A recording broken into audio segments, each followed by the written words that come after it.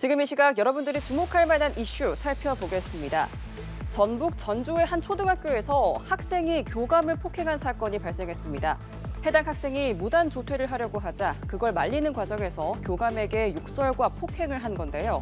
학교 측은 해당 학생이 평소에도 교권 침해를 해왔다며 교육당국에 신고했습니다. 엄승현 기자입니다. 전북 전주의 한 초등학교 3학년 A군이 교감에게 폭언을 하더니 욕설과 함께 뺨을 수차례 때립니다. 그래, 땀 때렸다. 뭐하냐? 땀 때렸다. 니는 그래 감옥이나 가라. 뭐하는 거야 지금? 감옥 가라고. 가방을 교감에게 휘두르고 급기야 침을 뱉으며 물기까지 합니다. 교감과 A군이 실랑이를 벌인 이유는 무단으로 조퇴하려는 것을 제지했기 때문입니다. 결국 학생은 집으로 돌아갔는데 학생의 어머니가 학교로 찾아와 왜 자녀를 집으로 돌려보냈냐며 담임교사를 폭행했습니다. 선생님이 가라고 했어요. 이런 식으로 둘러 대겠죠. 그러면서 이제 어머님은 그걸 믿으시고 와서 이제 학교 담임선생님에게. 담임교사는 A군의 어머니를 폭행 혐의로 신고했고 경찰은 관련 사건을 검토 중입니다. 문제는 A군이 다른 학교에서도 소란을 피워 강제 전학을 왔는데 이후에도 계속해서 같은 일이 반복되고 있다는 점입니다. 학생이 교실에 가만히 앉아있지를 못하는 상태고, 그리고 이제 자주 이탈을 하다 보니까 이렇게 이때 제지를 하면 이렇게 상황이 많이 발생을 하게 돼요. 학교 측은 A군의 행동을 심각한 교권 침해로 보고 교육당국에 해당 사안을 신고했습니다.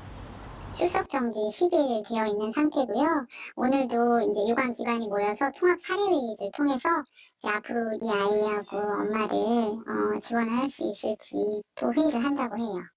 교육청은 A군에게 심리치료를 지원하려고도 했으나 학부모의 반대로 그러지 못했다고 설명했습니다. 연합뉴스TV 엄승현입니다.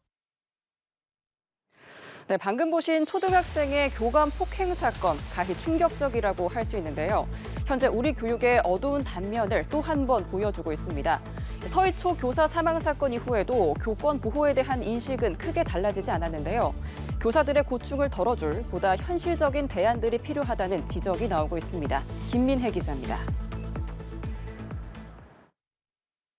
자녀 학교 생활을 둘러싸고 교사와 마찰을 빚어온 학부모가 협박성 편지를 보내고 교복을 안 입고 등교했다고 지적하자 고등학생이 교사를 손찌검하고 욕설하는 일까지 지난해 사회적 공분을 샀던 서희초 교사 사망 사건 이후로도 교권 침해 사례는 지속되고 있습니다. 특히 지난 3일 전주의 한 초등학교에서 벌어진 초등학교 3학년생의 교감 폭행 장면은 일선 교사들에게도 충격으로 다가옵니다. 교원의 정당한 생활 지도를 아동학대로 보지 않는 내용을 핵심으로 하는 교권회복 4법이 지난해 통과하는 등 변화가 있었지만 얼마 전 한 교원단체 조사에선 10명 중 8명이 여전히 근무 여건이 좋아지지 않았다고 답하는 등 체감은 떨어진다는 게 현장의 반응입니다. 교원단체들은 교권이 보다 존중받도록 인식 개선이 우선이라는 데 뜻을 모으면서도 학교가 온전히 교육에 전념할 수 있도록 조치들을 강화할 필요가 있다고 강조합니다. 서희초 사건 이후에 학교별로 민원응대팀을 따로 마련을 하고 수업에 집중할 수 있게끔 하는 방안이 마련되긴 했는데 제대로 운영은 안 되고 있거든요. 그 인력과 재정 지원이 필요하다고 요구하고 있고요. 또 필요시 학교나 지자체가 적극 개입해서 문제 학생을 진단하고 적합한 지원을 할 수 있도록 하는 체계 구축도 시급하다고 말합니다. 위기 학생을 오히려 그렇게 방치하는 것이 그 아이의 그 교육적 회복 기회를 빼앗고 그 학생이 다시 정상적으로 학교 생활을 할 수 있게 하지 못하게 방치하는 오히려 그것이 방임 학대일 수 있다는 심각한 인식을 일각에서는 잇따르는 교원 침해가 찬반 논란이 여전한 학생 인권조례 폐지에 영향을 미칠 거란 관측도 나옵니다. 연합뉴스TV 김민혜입니다. 오늘 참 더운 하루였죠. 서울의 낮 기온이 올 들어 처음으로 30도를 넘어서며 가장 더웠는데요. 현충일인 내일도 맑고 더운 날씨가 이어지겠지만 산지를 중심으로는 소나기가 내리겠습니다. 임하경 기자입니다. 넘어간 달력과 함께 날씨도 한여름을 향해 달려가고 있습니다. 반소매에 반바지까지 시민들 옷차림은 더 얇고 가벼워졌습니다. 더위를 달래줄 차가운 음료는 기본. 햇볕을 막아줄 양산부터 손 선풍기도 꺼내들었습니다. 경기 여주는 32.9도, 강원 정선 32.3도 등 내륙 곳곳의 낮 기온이 30도를 웃돌았습니다. 서울도 30.1도를 기록해 올해 들어 가장 더웠습니다.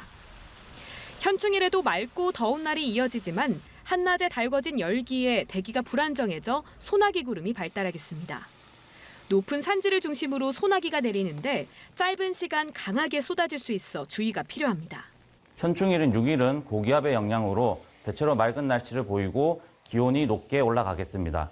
강원도와 전남, 제주 일부 지역에는 대기 불안정에 의한 소나기가 내리는 곳도 있겠습니다. 주말엔 전국에 한 차례 비가 내리면서 열기를 잠시 식혀줄 전망입니다.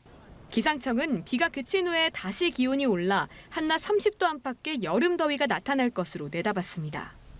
연합뉴스TV 임하경입니다. 오늘 11월 치러질 미국 총선에서 첫 한인 상원의원이 탄생할 수도 있겠습니다. 한인 2세인 연방 하원의원 앤디 김이 뉴저지주에서 민주당 상원의원 후보로 선출됐기 때문인데요. 새 역사를 쓰게 될지 지켜봐야겠습니다. 강재은 기자가 전합니다. 현 뉴저지주 상원의원 밥 메넨데즈가 뇌물수수 혐의로 재판에 넘겨진 이후 출마를 선언한 한국계 정치인 앤디 김. 민주당 예비선거에서 2명의 경쟁자를 제치며 첫 한국계 미국 상원의원의 첫 관문을 넘었습니다. 김 의원은 오는 11월 5일 미 대선과 함께 치러질 총선에서 호텔 사업가인 공화당 후보 커티스 바쇼와 맞붙을 예정입니다. He is a very interesting person. He spent much of his career in Washington and abroad working in national security advisory roles for the Pentagon. He came back to New Jersey. He ran for office in a very Trump-leaning district and was able to win. So he's been there a few terms now. 특히 2021년 트럼프 대선에 불복한 지지자들의 폭동 사태로 아수라장이 된 의회를 묵묵히 청소하는 모습이 포착돼 전국적으로 인지도가 높아졌습니다. 미국 정치권과 언론들은 김 의원이 기득권에 맞서 싸우는 개혁 정치인의 이미지로 인기를 끌었다고 분석했습니다. 김 의원은 뉴저지 주지사의 아내라는 후광 덕분에 지역 정치인들의 강한 지지를 받던 태미 머피 후보와 경쟁했고 지역 정치권이 지지한 후보에게 투표용지 위치 선정에서 특혜를 주는 이른바 카운티라인 시스템이 위헌이라고 법원에 소송을 내 승소했습니다. 김 의원은 투표 종료 후 사회관계망 서비스에 우리는 불공정한 투표용지 관행과 뉴저지 정치를 바꿀 강한 풀뿌리 운동을 만들어냈다며 이제 변화를 위한 우리의 운동을 이어갈 준비가 됐다고 말했습니다. 전문가들은 지난 50년간 뉴저지주에서 민주당 후보가 내리 상원의원에 당선된 만큼 김 의원이 유리하다고 전망했습니다. 다만 메넨데스 현 의원이 무소속 출마를 선언해 민주당 표를 일부 가져갈 수 있다고 우려했습니다. 연합뉴스 강재은입니다.